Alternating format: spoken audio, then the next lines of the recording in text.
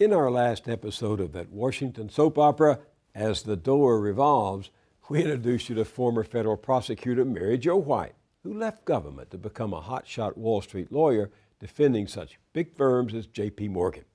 Now the New York Times reports that she and her husband, who's also a corporate litigator, have a net worth of at least $16 million and investments that might be valued as high as $35 million.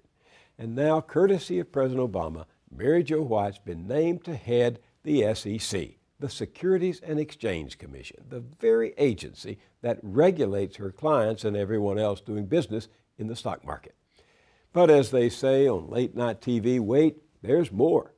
Join us for our latest episode of As the Door Revolves, in which the door spins ever faster between the SEC and big business. According to a major new report from the nonpartisan watchdog POGO, that's the Project on Government Oversight, hundreds of the agency's former employees have done or are doing business with the SEC on behalf of the corporations the agency is supposed to regulate. Imagine hundreds with an intimate knowledge of how the place works, advocating for their clients with friends at the SEC, colleagues who themselves may be looking for a big payoff when they too leave government. No wonder the SEC has granted special waivers to business on some 350 occasions that, according to the report, soften the blow of enforcement actions. The plot thickens.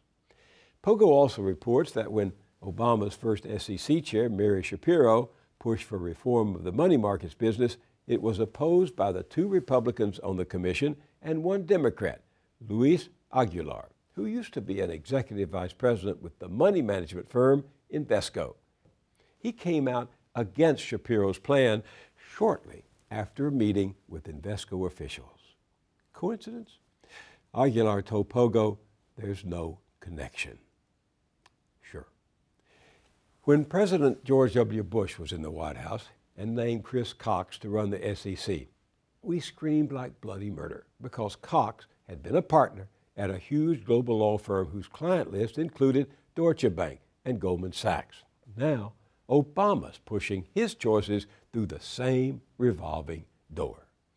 It's called regulatory capture, the takeover of government agencies by the very corporations they're supposed to keep an eye on to protect everyone's investments and pensions against abuses of private power. What next? Well, stay tuned. In the next few weeks, Mary Jo White will sit for her confirmation hearing before a committee stacked with politicians whose big donors include the financial industry. At our website, BillMoyers.com, there's an interview with POGO's Michael Smallberg, who led the investigation. You can also read the complete report, find out how to forward it to your own members of Congress, then open your window and scream. That's all at BillMoyers.com. I'll see you there, and I'll see you here next time.